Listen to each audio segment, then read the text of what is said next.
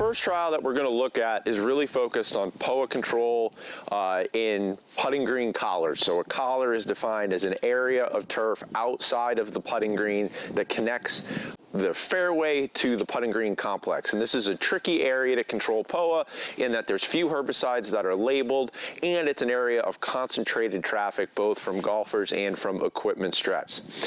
The plot in front of me, this is a non-treated check plot. We would joke that this is research grade POA pressure. We can see almost 100% POA cover in this area of bermudagrass. The cultivar here is latitude 36.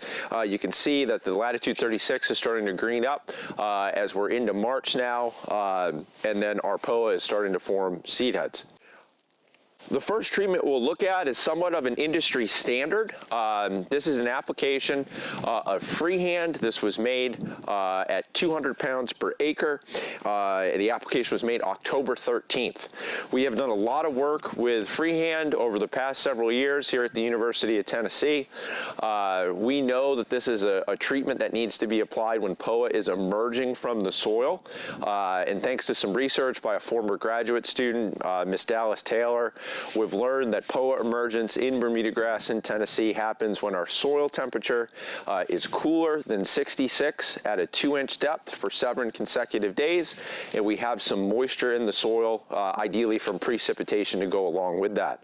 We hit that benchmark in 2025 on October 14th, so this application of 200 pounds per acre of freehand was timed in accordance with that. What we're seeing as evidence of control in this plot is the dimethenamid that's in freehand is giving us some early post control of those emerging Poa annua seedlings, and then the pendimethalin component that's there is providing some residual control to get us through the season. Now, freehand is formulated as a granule, and it's a small SGN, a very small particle size granule that's applied typically via drop spreader. A lot of golf course superintendents would rather prefer to spray their treatments on collars. The rest of the treatments that we're going to look at in this trial are really designed to be alternatives to freehand that we can run through conventional spraying equipment. The one that's in front of me here is an example of that. So this is the same active ingredients that are in freehand. This is Pendulum AquaCap. Active ingredient is pendimethalin, and then Tower, both applied as liquids. This was applied on that same date of October 13th. Our POA control probably a tick behind what we see with our freehand alone, and we've got a few misses here. There's scattered winter annual broadleaf weeds throughout this plot as well. We move forward. Next application, this is that same concept, but now we're substituting the pendimethalin as Pendulum AquaCap. And here we have Barricade plus Tower. So Barricade is an industry standard pre-emergence herbicide. Active ingredient is prodiamine.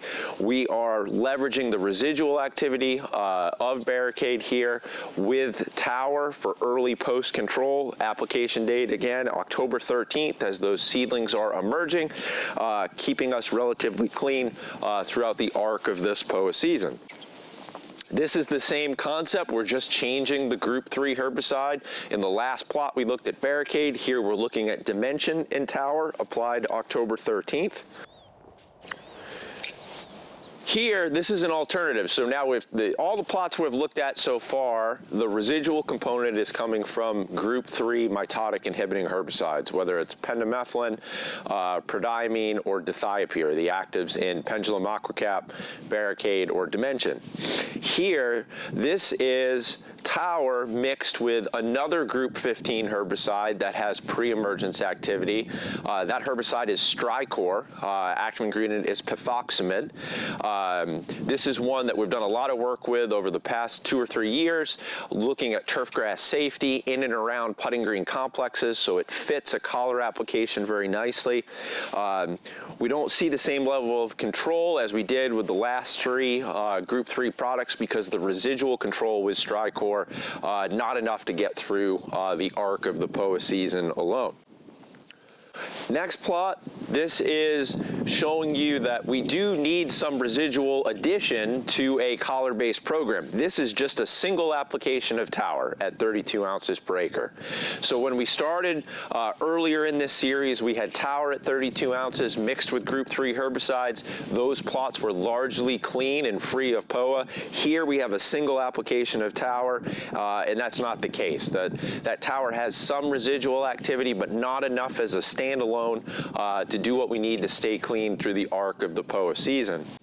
And then finally, this is 2 applications of Tower at the same 32 ounce rate. One of those applied in early September, September 3rd, to be a true pre-emergence timing. And then the second one when we hit that threshold for Poa emergence with the second treatment here on October 13th. Somewhat surprised by this plot. We've had success with sequential Tower-based programs in the past. I don't think we've started them nearly as early as we had in this one test here. And it's tricky with Tower alone because the label is somewhat restrictive in that we can't make applications once our temperatures are below 55 in the soil. And we got very cold very quickly in Tennessee and really throughout the Southeast in the fall of 2025, and we hit that threshold fairly fast. So everything was a little bit front-loaded, and it could be one of the reasons why this program of sequential Towers hasn't performed as well in 2025 as it has in previous years at this location.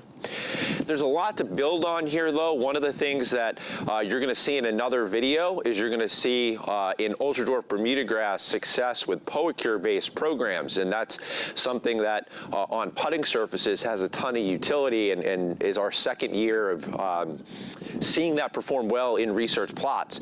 Our hope is that we can build that in 2026 research trials into a collar-based program, something that maybe we could carry through the green and into the collar to improve our efficiency.